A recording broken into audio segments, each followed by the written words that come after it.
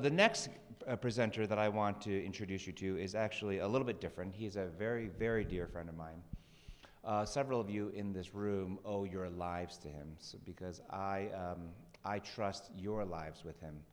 Maybe not my life, but I trust your lives with him. Yeah. Will is now one of my dearest friends. He started working with me almost 2 years ago as a surgical assistant. But he's not here to talk about surgery. He's not here to talk about technique. He's not here to talk about any of that stuff. What he's here to talk to you about is about how to change your life, right? And for those of you who are already doing all these things, keep doing what you're doing. For the caregivers who are doing all these things, keep doing what you're doing. But for the ones who are like, I do need to do something, I want you to listen to his story, because he not only understands you, has contributed to your well-being, but really what he is I hope he's an inspiration to you, because that's what I want. I want you to understand that everything can change today. Anything can change today, and that's the great thing. So my dear friend, Will Pickett. Now, I do want to say one thing. This will not be the last time you see Will. Will is actually an aspiring amateur comedian. So now, in public, he is now forced to give a 5-minute comedy routine at our Spirits Talk, okay? Round of applause in anticipation for his comedy routine. That was not consensual, by the way. Thank you very much for that warm entrance there, Dr. Liu. Yeah. I completely shirked it last year, and now he's like, it's gonna happen. It's going to happen. You're going to tell jokes in front of strangers. Feel like that should have qualified right there, just that. So, hi, my name is Will. I'm in the operating room with Dr. Liu every Monday, Wednesday, and any other time that he needs a pair of hands and a surgical comfort blanket. So that's basically who I am. I have seen the entire gamut of cancer treatment, from the smallest biopsy to end-stage palliative care, where we know we can't save a life, but we can at least make that passing just that little bit more comfortable.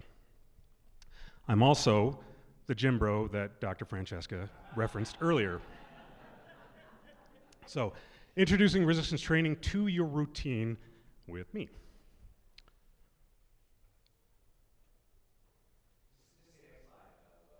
Is it the big button or just the? All right, next slide.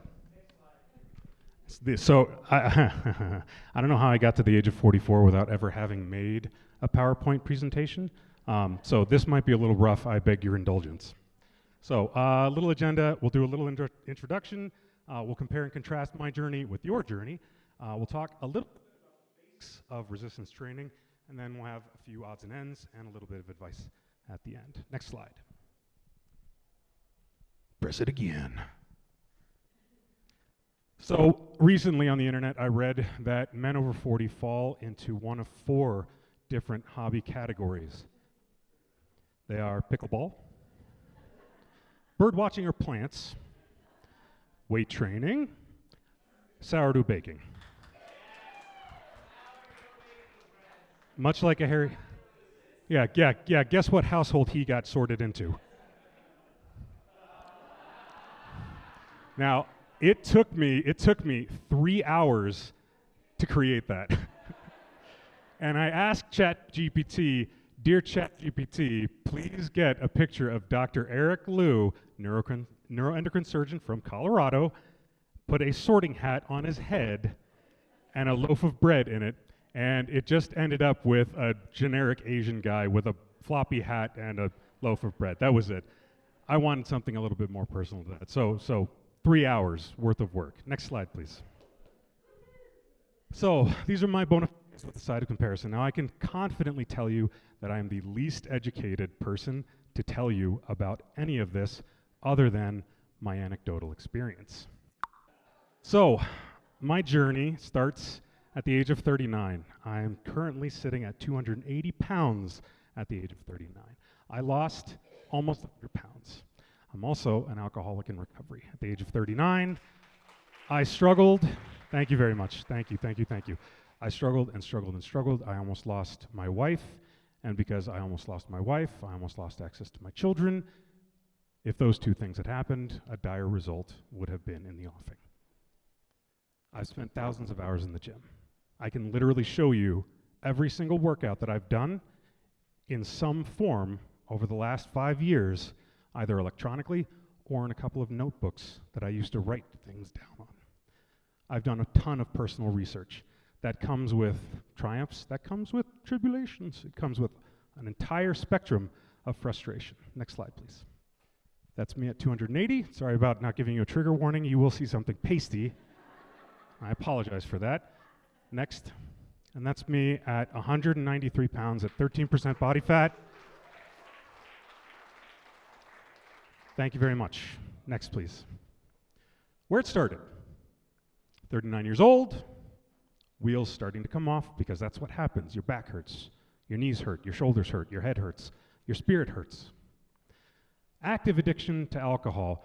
Now, when I got diagnosed, it was diagnosed as moderate chronic substance abuse disorder. I'm going to tell you that it didn't feel that way, and I looked at the physician diagnosing me and said, really? That's it? My world is falling apart, and moderate? None of this makes sense. Obese to the tune of about 100 pounds. Miserable and very nearly suicidal. That's the dire outcome. If I lose my family, I don't have long for this world, where it is currently. I'm 44 years old. I'm a power lifter in the 1,000-pound club. This isn't just a shirt that you can send off $30 to.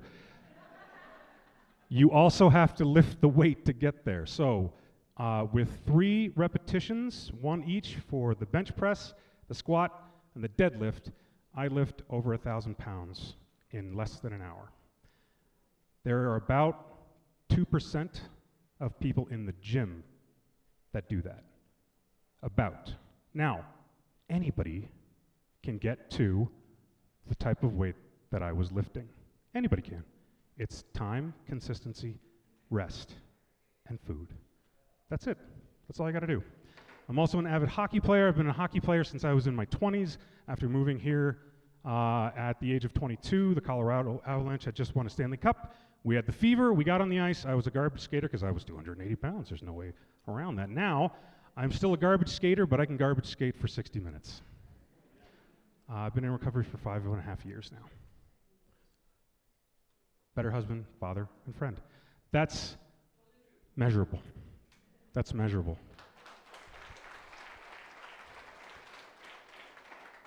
And this last one has been a cornerstone of who and what I am now, is being able to provide you, through Dr. Lou, with the service that I can, when I can, and I would not have been able to do that if I was still living in the red.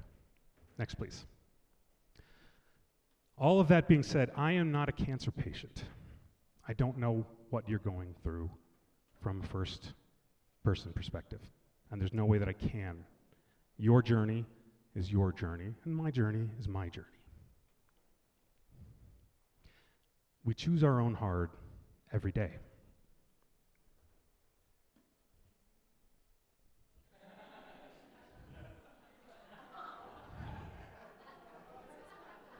Sounded good in my head, right? But this is one of my favorite sayings. This is one of my favorite sayings. Every day you wake up and you choose how hard things are going to be, either right in front of you as you step out the door, or 6 months, 6 years, 10 years, however long you have left on this earth, you have a choice in how hard things are. Maybe not all the details. Nobody asked to get diagnosed with neuroendocrine. Nobody asked for that. But you can choose how hard your journey in neuroendocrine is. And you can do that by engaging actively in C's. Next slide, please. So, my wacky weightlifting truisms, things that I wish I had understood and would have saved me a whole heck of a lot of time, frustration, and probably would have me 10 or 15% stronger than I am right now. Your journey is your own. You have nobody to compare to except for yourself yesterday. That's it. Everybody at the gym is doing the exact same thing. No one cares what you look like at the gym as long as you're being safe. If you're not being safe, you might have somebody come up to you and say, hey, I noticed your form and I'm worried about it. Or, I have a piece of advice. They might not be gentle with it, and you might be like, and that's okay, that's all right. I have both been the recipient of those moments of a-holishness, and I have also, in a moment of peak, given that type of moment. Do what you can when you can. This is unbelievably important. This week has been a hard week for me personally. I have to have surgery on my knee. It's going to mean that I'm going to be non-weight bearing for the next 2 months after the procedure's done. That's so frustrating after, at the age of 39, turning things around the way that I have, and now having to look at the entirety of that and say, was it all for naught? Am I going to lose motivation moving forward? Am I going to struggle to get back on my feet and back in the gym afterwards? Because I'll tell you right now, pre-39 Will was not somebody that you would have seen in a gym unless I was handing out donuts and trying to get everybody else as fat as I was. Absolutely wouldn't happen. Weightlifting is difficultly simple. My wife looked at me like I'm an idiot when I wrote that. Anyone that says anything different to you about this is trying to sell you something, okay? It is difficult, but it's just picking up heavy things. That's it. That's all. There are techniques to it, and these are techniques that are things that you should learn how to do properly. Because in terms of longevity, being able to do these safely is very, very important.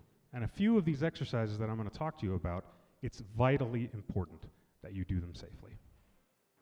If you are process-oriented and not outcome-oriented, I promise you, the outcomes will show. They absolutely will show. This is something that I struggled with because I am so very short-term outcome-focused. But I started to process and not what I was going to look like or how I was going to feel like, and it made a world of difference.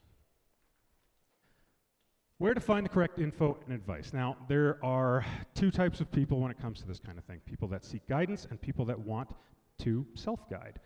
I think that either one can yield fantastic results.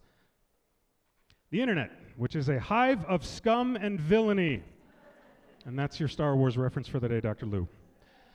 There's abundant information, but that's a double-edged sword. You're going to get access to so much information that trying to parse it is very, very difficult sometimes, especially as a beginner. At baseline, it's free. All that information is free. YouTube is amazing. I can't tell you the amount of things that I've fixed correctly and incorrectly just by watching a YouTube video.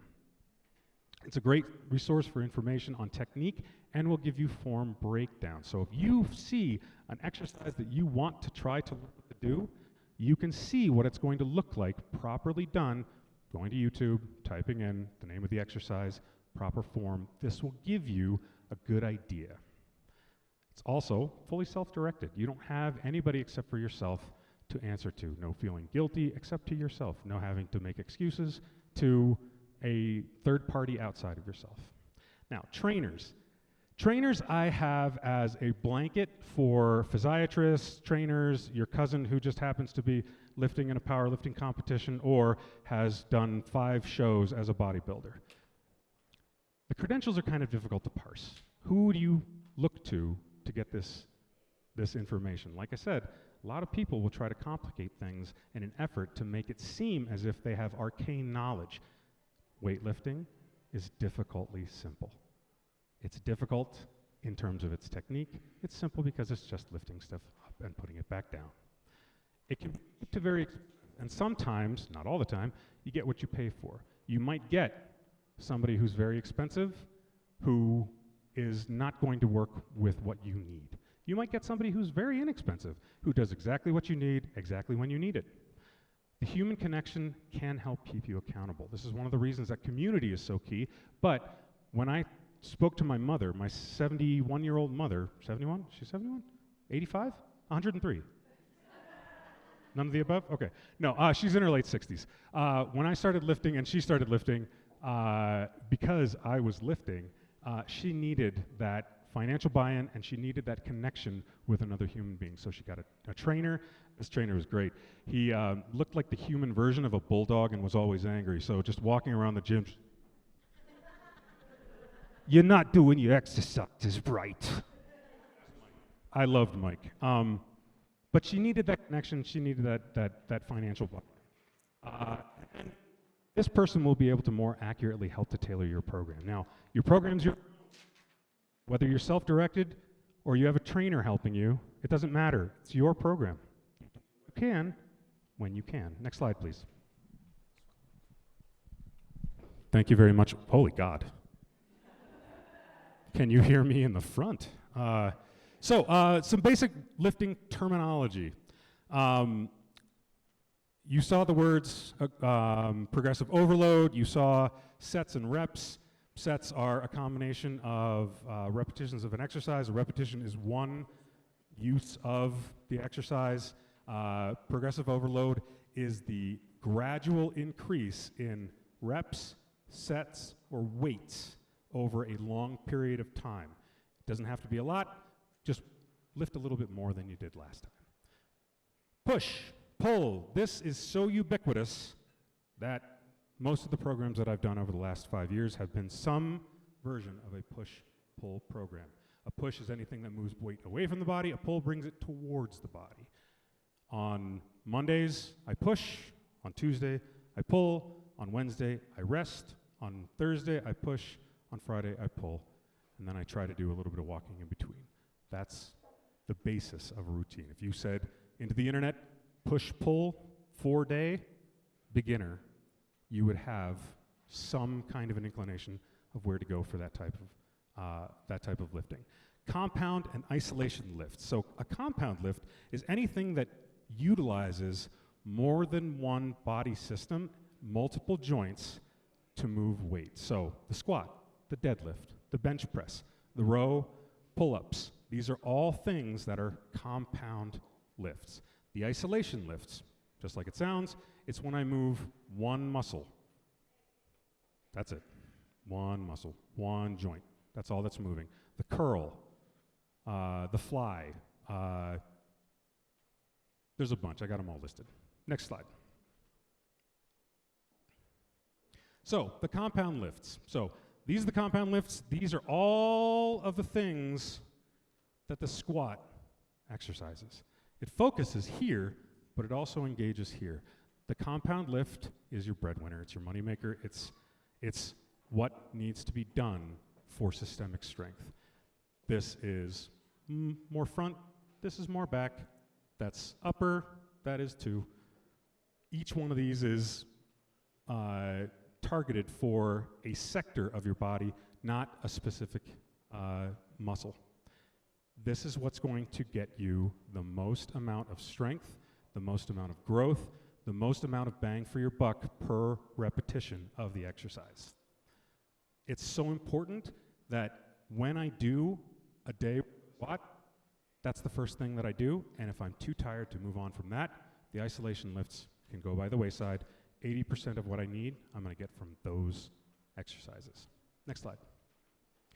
The isolation lifts. So these are all just, the single things that you see that basically are, I hesitate to say vanity muscles, but when I do this is a result of two isolations. One on the tricep and one on the bicep. That's it. That's it. Save these for the latter half of your exercises and keep the majority of your energy for the compound lifts. And I think that you'll be in pretty good shape. Adductions and abductions.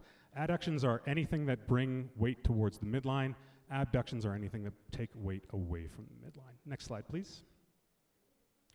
Working with a trainer. Okay, so how do you find a trainer? And I think that most people should find a trainer. When I was getting started, I fumbled and screwed around, and I was worried about what people would think of me. I was worried what a trainer would think of me.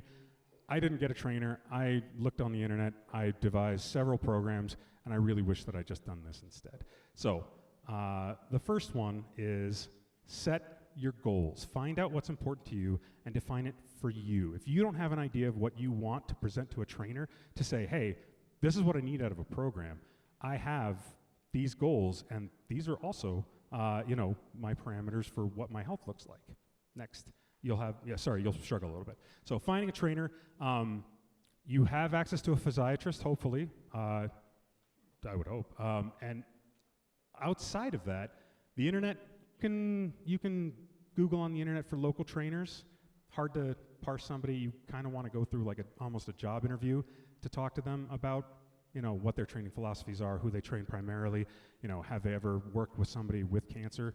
These are all good questions to have. So via the internet, hard. Word of mouth, if you know somebody that works with a trainer and they are getting good results and you can see it, ask them who they're working with. Ask them what their rates are. Ask them if they have group rates if you're worried about going alone.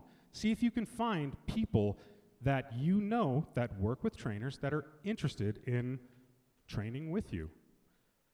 And then your local gym, your rec center, and that's what I did. I found somebody just through my local rec center.